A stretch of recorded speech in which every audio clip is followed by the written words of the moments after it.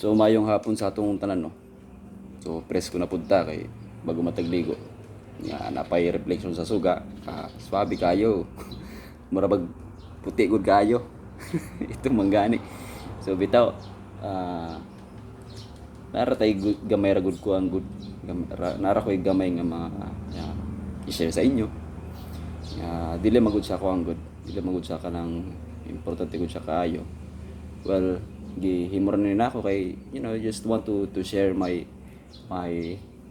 my saloobin through vlogging, through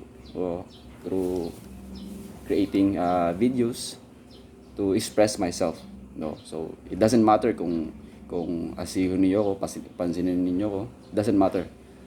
This is just the way this is just my one way of releasing my stress sa akong kalugorayon is to express, kailangan mo igawas gulit ko through expression.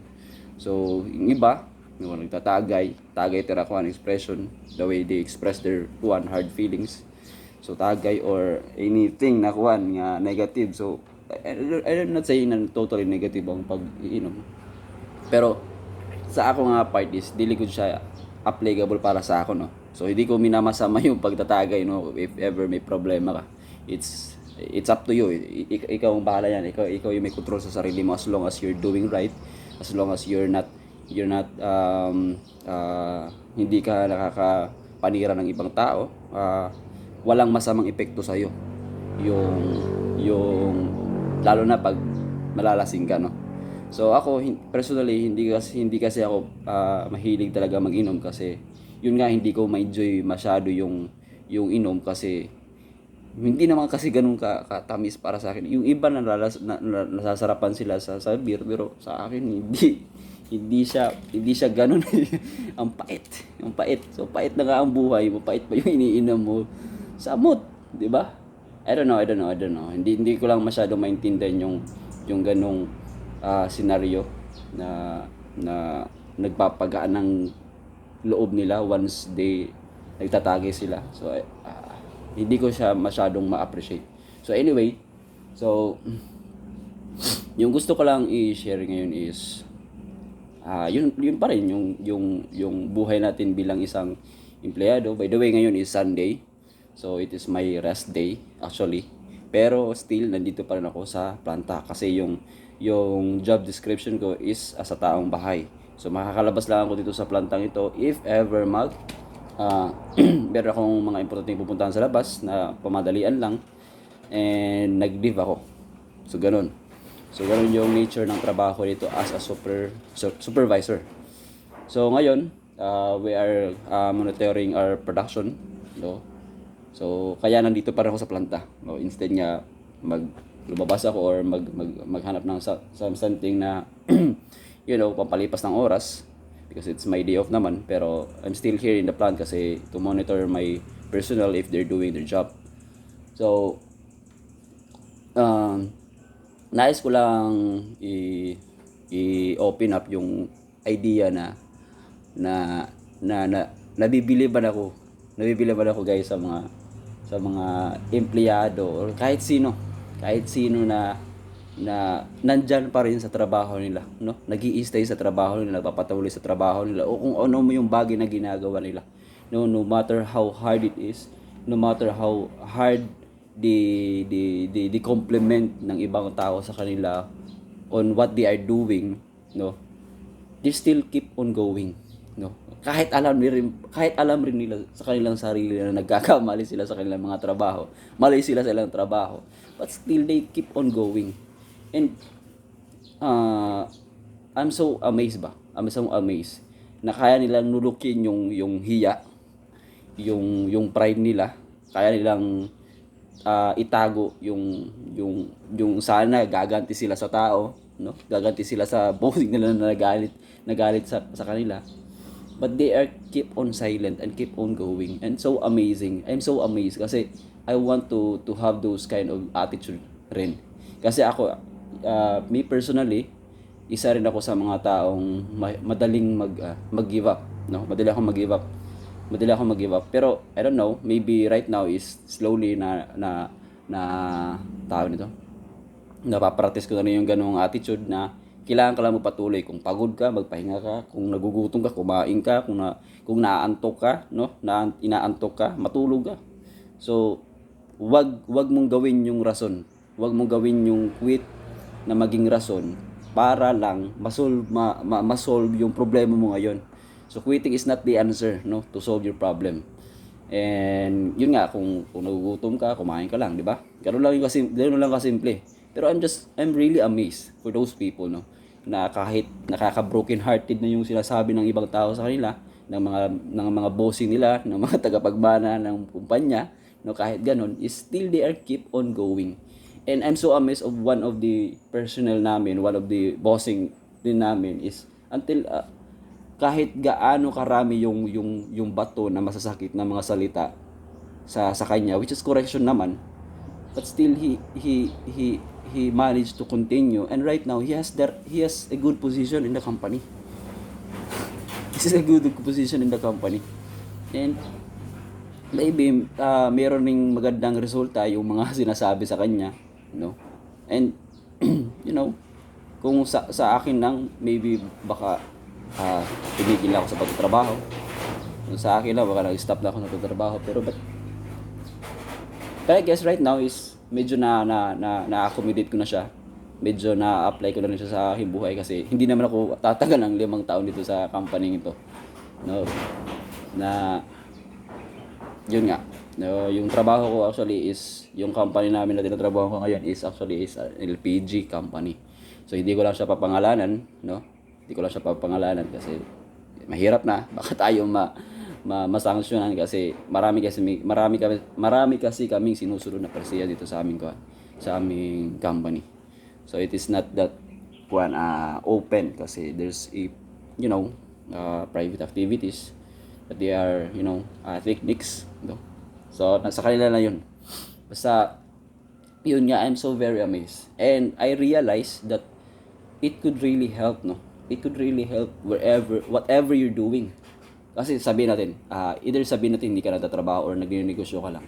Pag tamaan ka ng ganyang klaseng attitude mo, nagigive up ka kaagad, it's because of the failure that you've got. Is hindi ka talaga makaka-proceed, hindi mo talaga makukuha yung gusto mo sa buhay, di ba? Hindi mo talaga magugusto yung result na inaasam mo, no? Yung result na pinalano mo, yung result na inimagine mo sa isip mo na ito yung mangyayari. Same as vlogging din, no? Sa simula, yun nga, parang mapapahinto ko na lang kasi yun nga, walang makikinig sa'yo, walang makikipag-usap tayo, walang papansin sa'yo, no? Pero kung ikaw yung klase ng tao na ayoko na lang, hihinto na lang ako kasi yun nga, wala namang kwenta. So if you're thinking to stop, not to keep on going, hindi mo talaga makukuha yung gusto mo sa buhay.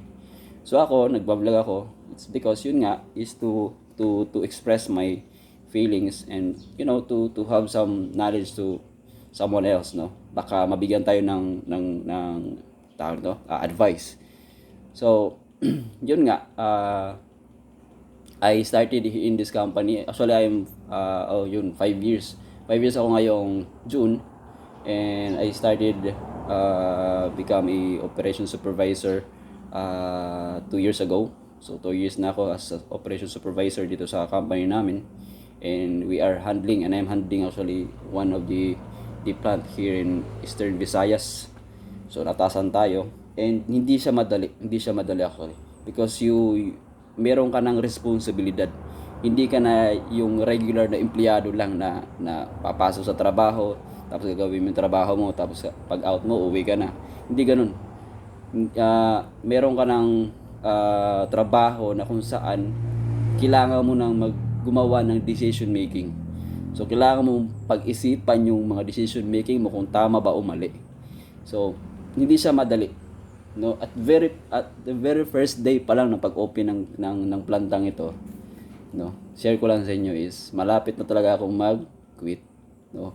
Kung wala lang akong loan that time in the company, and yung co-maker ko is hindi siya magsusolder sa charge na na dala ng pag-loan ko, aalis na sana ako doon. Uuwi na lang ako. Kasi grabe yung pahiya sa akin ng executive officer or regional executive officer namin or yung pinaka-head ng mga manager dito sa aming area. So grabe yung pahiya niya sa akin. Grabe yung sinabi niya sa akin. Alam niyo kung sinabi niya sa akin? Sinabi niya na Jin, ah sa mag-aral ka daw ulit kasi yung good moral and right conduct is hindi yan tinuturo sa engineering board. So paano niya nasabi yun? Paano nangyari na napunta dun sa conclusion na ganun? Paano siya nakapagsalita ng ganun? So to cut the long story short, meron akong isang katrabaho which is the purchaser. So meron siyang kamalian doon kasi napadala daw niya yung resibo dito sa aming area. So from Albuera to these areas which is Eastern Samar. So she asked me na ipadala yun kaagad. And kung sino man yung pwede mapadalahan dyan. So without knowing, hindi pala pwede kasi yun nga, tigre pala yung tigre pala yung REO namin. So ako as syempre ano bang tawag nito sa Tagalog? Humihingi ng tulong yung tao. So I'll find ways, no, para mapadala yung resibo na hinihingi niya. So I contact all of those personnel na pumunta dito sa aming area na from Albuera or Ormoc na nandito sa aming area if they can bring it back to the Albuera. So walang nag-response. Yung isa pa doon nagsinungaling. Sabi na wala daw siya dito. So last option ko is yun na nga, yung head namin. So I contact him. No, hindi ko na lang tinawagan kasi busy. Then I text na lang. So I text her, sir, kung pwede ba na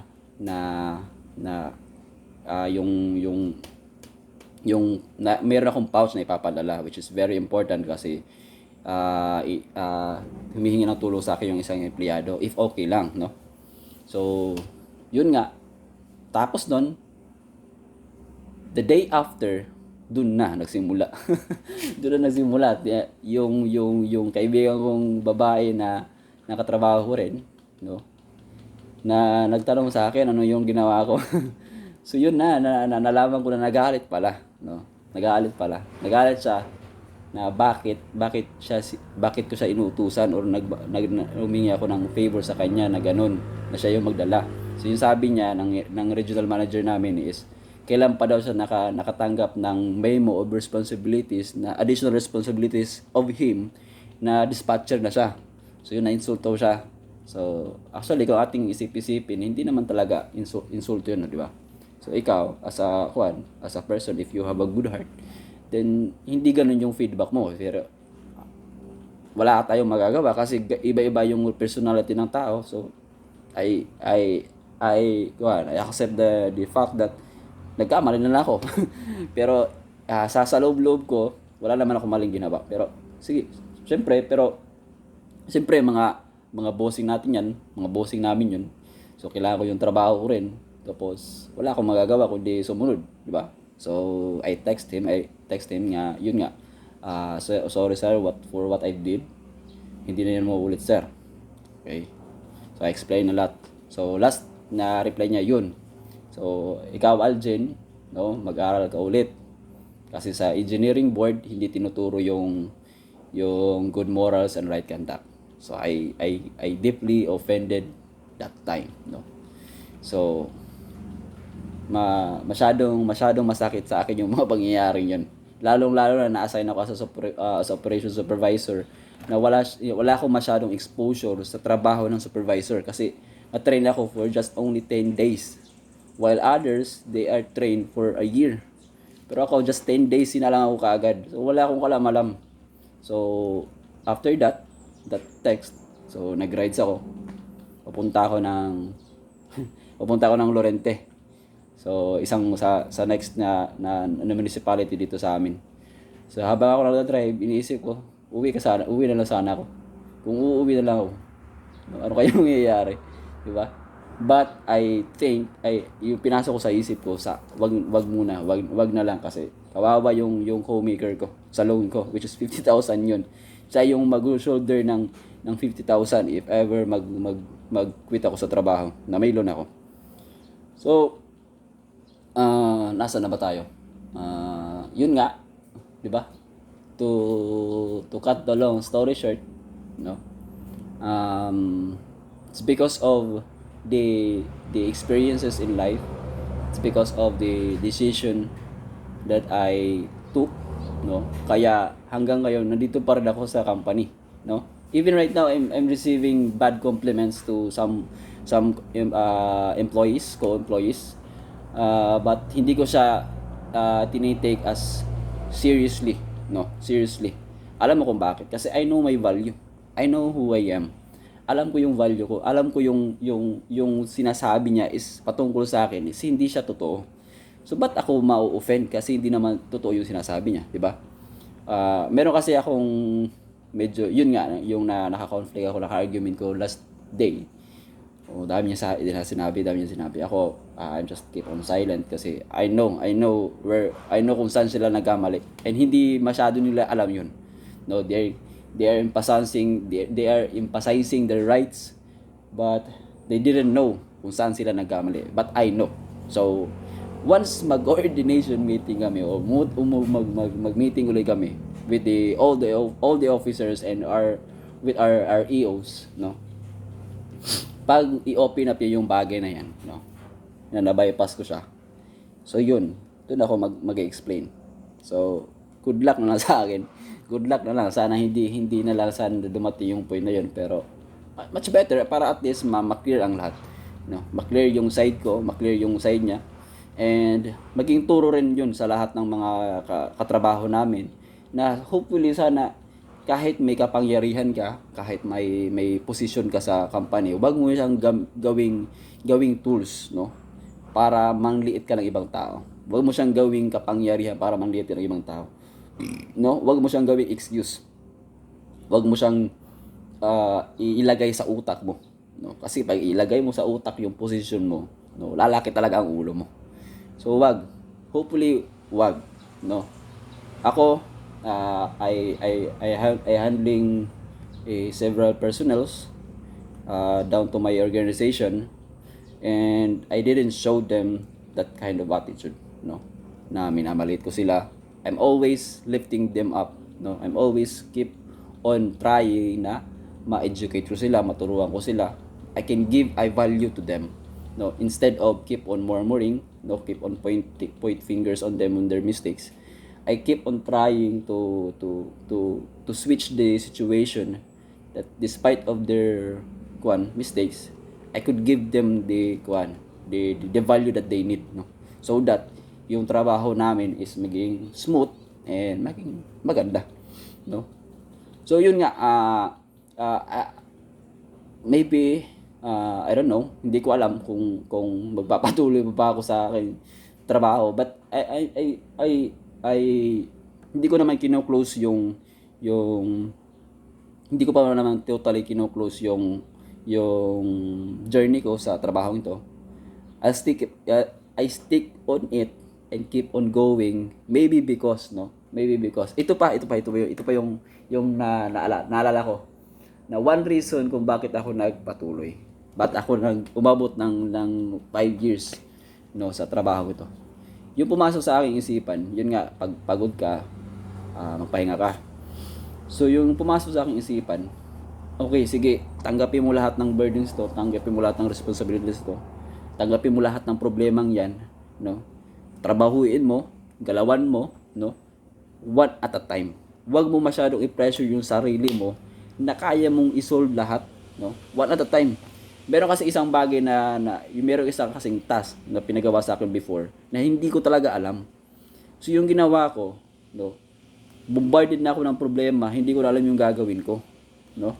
So yung ginawa ko, nag-aral ako sa YouTube, ano yung gagawin, ano yung dapat gawin para mapasa ko yung permit na yon. Ma-complete yung permit na yon, 3 permit yun sa DNR, no? To complete those permit kasi walang nagturo sa akin ni isa, no? So yung ginawa ko, nag-aral ako. I I search some videos sa internet.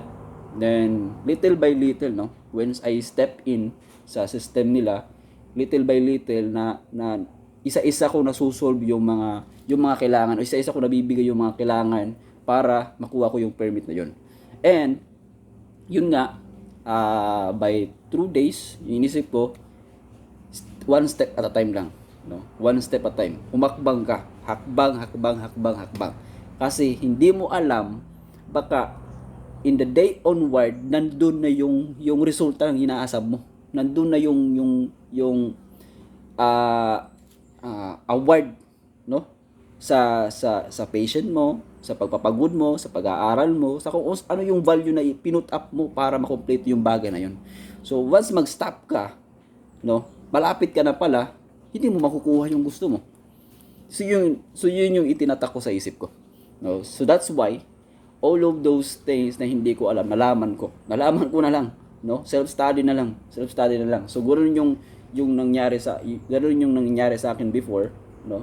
Nung nag-i-start ako dito sa plantang ito as a operation supervisor. So yun nga, na maraming hard compliments, but still, no, yung ginagawa ko, minsan, yes, I solve their problems, I solve their inquiries, and kung stress na ako, yung ginagawa ko, tutulog. Before, may motor ako.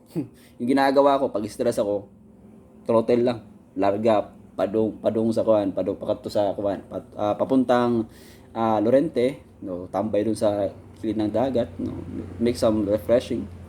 So yun yung ginagawa ko pag stress ako. Ngayon, dahil wala akong motor, kasi binenta ko yung motor ko, no, para mabigay ko yung sari-sari store sa mama ko. Yung ginagawa ko, wala lang, cellphone lang, no? Inililibang ko yung sarili ko, tapos pag pagod na ako, stress na ako, puyat na ako, tutulog na ako. Ganun lang yung ginagawa ko. Ganun lang yung ginagawa ko. So sometimes dinadivert ko yung hard feelings ko into exercise, into whatever na mawawala yung stress ko. So may iba, pinipilit akong lumabas, pumunta ng mga kung saan, no? Pero hindi applicable para sa akin kasi hindi yun inline sa kung paano ko papatakbuhin yung buhay ko, no? Tulad na ng pag-iinom, hindi talaga applicable para sa akin. So sorry to tell. So anyway, ikaw as an employee, so kung matagal ka na sa trabaho mo, so please comment down below nga. Please comment down below. Ano yung rason bakit ka nagpapatuloy despite of those hard feedback from your bosses, no? What makes you keep on going, no? Kasi kung iisipin natin, if you will just open yourself, no, if you will just put yourself outside of the comfort zone, which is your job, no, makikita mo maraming opportunities na mas better, na mas maganda kaysa sa kung nasan ka ngayon, no? Sa totoo lang, no, if you just open up your eyes, no, if you just keep on searching, keep on moving, then you will find out there's some more better, no? There's some more better out there.